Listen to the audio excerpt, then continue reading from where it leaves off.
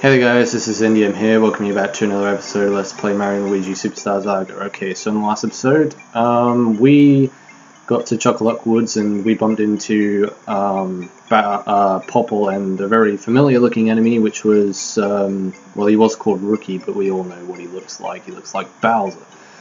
Right, so in this episode we're going to progress on and make a start on the Chucklehuck Woods itself.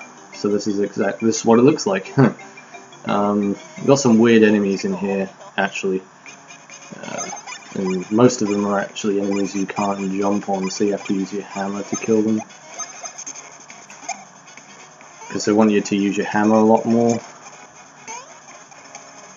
Because there haven't really been many enemies that require you to use just the hammer to kill them. Like, you always have that option to use the hammer, but in here, yeah, it's different. Oh no! Oh, that sucks. The gold bean just ran off, which means we don't get double EXP, because it's like the red snake in Mother 1. If you kill the red snake in Mother 1, you get extra EXP for it. And they're kind of rare, so it's like the same concept. If you kill one of those gold beans, you get double experience points. So we missed out big time on that. I think you also get bonus items as well if you kill one of those. You get like really good bonus items such as super mushrooms and super one-up mushrooms that are very good healing items. I think there's also you can also get upgraded versions of syrup. You can get like more powerful syrups than just regular syrup, which gives back more BP. But you won't be seeing that till much later on in the game. Because Castle Town won't sell those. They won't sell high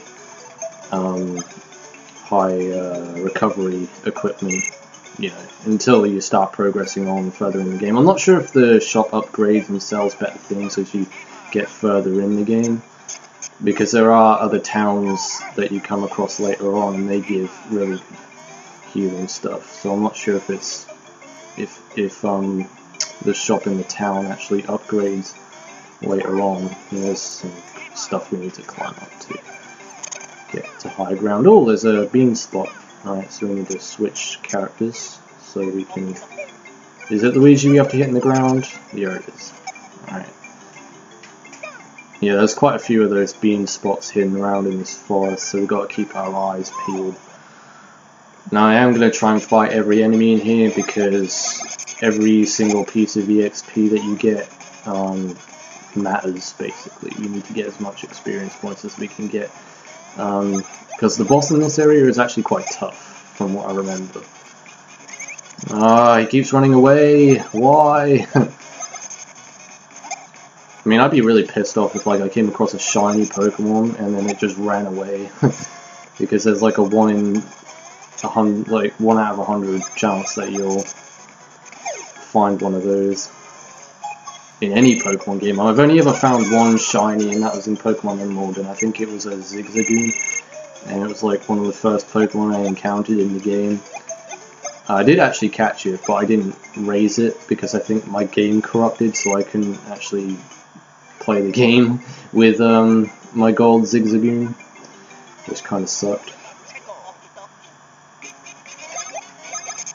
I'm not sure if you can get shiny Pokemon in like Pokemon Colosseum or Pokemon XD Gale of Darkness, because those games you don't actually catch wild Pokemon, you catch trainer Pokemon instead. So I think Pokemon Colosseum is kind of different, and Gale of Darkness, because they're both the same kind of style of gameplay. Except Gale of Darkness, I think you can't catch dark Pokemon. Or either you have to purify the Pokemon before you can catch it. I can't remember, it's been a long time since I played Pokemon XD Gale of Darkness. Because I sold it ages ago. And it's turned out to be one of the rarest Pokemon game out there. Along with Pokemon Stadium as well. It's kind of funny to think that the side games to Pokemon are the rarest. Obviously, well, I guess you can count Pokemon Green in there, because Pokemon Green is actually a Pokemon game that was released only in Japan. And there's a lot of superstition hidden around it, you know, that there were these Japanese kids that killed themselves because of the Lavender Town theme song was a lot different than the original red and blue versions. So that's why the game didn't get released outside of Japan, because it caused so much uproar when it first came out. They changed the music in Red and Blue because Pokemon Green was the first Pokemon game I think to come out, and then it was Red and Blue that came out in the US and in the UK and in Japan as well. So Japan got all three versions. They got Green, Red and Blue, but we got Red and Blue. We didn't get Green. So the only way you can get Green, I think, is to emulate it. But I don't think there's an English translation for it, so you have to play it in Japanese. If there is an English translation, I'd like to give it a try and see what the whole thing's all about, but yeah. It's one of those creepypasta things. Yeah. Let's have a look at the map because I want to see where things are and how big this place is. Alright. Yeah, this place is a lot bigger than what I remember it being. But the main point of being in this place is that we have to find... Okay, no, we're not supposed to find those. We're going to have to start cutting out battles soon enough because there are a lot of enemies in here to be killed. But you'll see the main purpose of why we're meant to be here in a minute. I mean, obviously you know one part of the main purpose, and that's to get the Chocola Cola for Queen Bean, but there's a mini side quest you have to do in order to progress on the story, and that's to find these different colored beans for this tree so that the tree will move out the way. And no, it's not the Deku tree or anything, it's it's got a little bit more of a spooky appearance than the Deku tree. Well, not saying that the Deku tree is spooky or anything, because it's not. In fact, the Deku tree is a very kind-hearted tree. It's kind of sad when he dies in Ocarina of Time, when he just passes away like that. It's like, you go in the Deku tree, you kill Goma, and then you find out that your whole quest to save the Deku tree was like a waste of time. It's like, bruh, I did all that for nothing. I bet he kind of knew he was going to die at the start though, like when he sent Link in to go kill Queen Goma. Because he said he was cursed by Ganondorf, and then I think he said that we don't have much time to do it, so he kind of knew that like there was a chance he was going to die anyway. Yeah, I'm digging in really deep here. Alright, is there a bunch of blocks on the other side? I think there is, from what I saw, so we're going to go get those as well. Mushroom, a syrup, and a syrup. Well, that's definitely handy. You can carry as much stuff in your inventory as much as your bag can hold. I think your bag can hold 99 of each item, so you can stock up on as much crap as you want, and there's no limitation to how much stuff you can hold in your bag per item. So if I got like 99 syrups and then got 99 max syrups, your bag wouldn't like have a certain limitation to how much stuff you can hold. You can hold as much stuff as you want. I'm not sure if we're supposed to go this way just yet. Hang on, let's read the sign. Poems of Love, Volume 1, by Bubbles, original owner Chatu D. Chucklehuck. An empty barrel so like the heart of a man, tunnel from below. Alright, so we've got to get Luigi inside the barrel and then dig up from underneath it so then we can hide inside the barrel. It's kind of like Wind Waker-y stuff we're doing here now, where you have to hide around Forsaken Fortress underneath the barrel. Alright, okay, no, this is a dead end, we can't come here yet. There will be a point where we will have to come back here and knock that Koopa Trooper out the way, but you need the strongest hammer in the game, I think, to knock him down. And there was one back in Hoo Hoo Village as well. And basically behind those Koopa Troopers is a hidden minigame. Right, I forgot we've got to switch characters over. Right, so now bash Luigi and come out. There we go. He looks actually like the barrel from Conker's Bad Fur Day. Mr. Barrel with his eyes.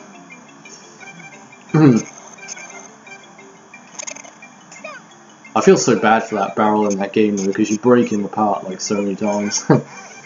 And you break him apart when you have to open up the entrance to Spooky, and then you break him apart when you have to leave Spook. So he's had a bad day, Mr. Barrel. Now these new enemies, so I might as well show this. Yeah, you can only kill these with a hammer as well, but that giant bush at the back there, you can jump on it, you don't have to kill that with a hammer. Oh, he's sending those things from Paper Mario at us. Yeah, you gotta be careful of those things because they can poison you. And the only way you can recover poison is to use a refresh herb. And a refresh herb can also revive a dead person as well. So I think it can. At least I know it can in Mario Luigi Partners in Time, so I'm pretty sure it can in this game as well.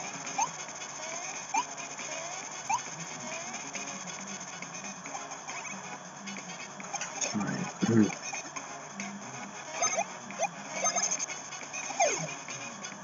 Yeah, we'll take care of this guy just by jumping on him. Boom! Wow, actually, one hit, that's all it took. I was expecting it to last a little bit longer than that.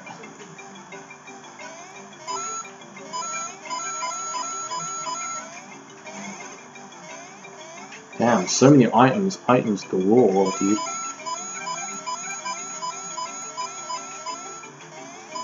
I think there was a turn-off point at the entrance to this room. It just didn't look like it. It looked like there was a wall, but then there was a pathway like further down below the wall. But now it's just another pathway. Crap! I keep forgetting that because it's Luigi that goes under the ground, not Mario. Mario's the one that can go through small gaps. Wait, is it? No, it is blocked off. Then what the hell? This is a dead end, isn't it? No, it's not. Okay, oh right, there's two paths. Yeah, I should have seen that coming. Okay, I'm going to cut this battle out. Alright guys, I'm back. Okay, so apparently Luigi actually leveled up in this battle, so we're now level 13. See, the EXP in here is really good. We're getting levels pretty quickly. So we're going to go with, well, 36 is on power and defense is on power. No, 36 is on defense and 36 is on power. So we're not going to bother upgrading those. I think what we really need to upgrade is the BP, so I'll get some BP upgraded. Up to 4, that's nice. So now he's up to 29 on BP. You know what I really need to get around to doing, and that's rebooting my old laptop. Because my old laptop is the only laptop in this house that can read the Dazzle BBC 100. And it's the only laptop that I have that has a full version of Pinnacle Instant DVD Recorder. And what I can do with that is put it on a memory stick. So then when I do reboot my old laptop, I can then put the installation for it on the laptop by a USB stick. And then I'll have my Pinnacle Instant DVD Recorder program on there, and then I can use my Dazzle on there, and then all I've got to do is download AMCAP, which is pretty easy. And then we can start recording some GameCube games and some Wii games. And some other games as well. I don't know if I can't record any PS2 games as much as I want to, because there's actually a few PS2 games that I really desperately want for Let's Play. But the only problem with that is that the red, white, and yellow output cables are broken, so I can't record anything with the PS2, because you need those red, white, yellow cables to put into the Dazzle so that they can get footage back from the PS2 to the capture card. Otherwise it's just not going to work. So it sucks. But at least we can record GameCube games and Wii games. I don't even know if it's possible to download a PSP emulator, because there's a few PSP games that I want to Let's Play as well, like some really good RPG games for the PSP. Yeah, it's kind of surprising really how many good RPGs there are on that console. There's quite a few good ones. And there's some good Grand Theft Auto games on there as well that I wouldn't mind trying to Let's Play. It's got my favourite GTA game on the PSP. And that's Liberty City Stories. That was like the best. I spent so many hours playing that game. But I think PSP games on emulator are really hard to get because they're ISO games. Much like the GameCube. The GameCube has is it iOS or ISO? There's something like that. iOS. I think it's actually iOS. Yeah, whatever. This is the name of the ROM file, but you need. I think you need Power iOS, which converts the iOS file into an actual ROM that can run on the emulator, and then that's how you do it. But it takes so long to do, and it's so much effort. I mean, it would be worth it in the end just to be able to record some decent PSP games, because then I can record like all sorts with PSP. It's the same with the PS1 as well. You know, any emulator that requires like if the console is a disc-based console and you're trying to emulate it on an emulator, I can guarantee there will be iOS. Oh crap. This might be a bit of a problem because my joystick can only go up, down, left and right. It can't go diagonally. And I think at this point you have to go diagonally. So it's going to be kind of hard doing this on the controller. It's going to be much easier to do on the keyboard. Yeah, I am actually saying this. I can't believe I'm actually saying this. There's actually something in a game on an emulator that's actually much easier to do on a keyboard than it is to do on an emulator. Solely for the fact that I cannot go in diagonal angle with the joystick, which sucks. So I might have to change my controls just for a second off screen. You know what, I'm going to do that just so I can get this part done. So I'll see you guys in a bit. Alright guys, wow, button controls on this are just awkward. I think I'm going to have to make another cut so then we can just carry on from here. Okay, so hang on a second. Alright guys, I'm back. Controls are back to normal. I'm using my joystick again. Really? Freaking hell, man! What the frick? I just sped off there at Sonic speed. What is going on? Why is it going so fast? What is going so fast here? Why? I'm not even... Guys, what? What the frick? Alright guys, I'm back. Alright, so we actually managed to get Luigi inside the barrel and Mario on top of the barrel, and now we are about to hit this switch, which will then bring up the platform, which will take us to higher ground. Finally! We are making some form of progress here. Alright. I have decided not to play this game with a joystick anymore, so I'm playing this with the keyboard again. I'm going back to normal ways. Save and continue. Yes. Because, like I say, with the joystick you can't go in a diagonal angle, whereas with the keyboard you can, and the controls are a lot more easier with the keyboard, so it's just better this way. I am Chuckleroot, protector of the woods. Ahead is great tree, Mother Chocola. Only some may pass, some who find all three kinds of chocola fruit. Oh, it's chocola fruit, but they look like beans.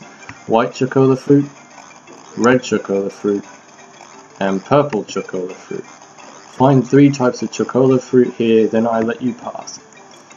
Alright, so there's 2 different ways you can go here, and it kind of goes around like a circle in a way.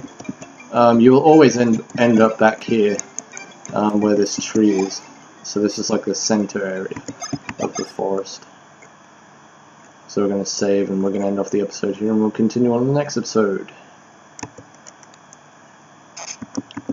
Alright guys, so in the next episode of Let's Play Mario Luigi Superstar Saga, we shall explore more around Chucklehuck Woods and look for the chocolate fruit so we can gain access to the boss, I guess. So until then, this is NDM saying thanks for watching, take over, see you in the next video, and goodbye.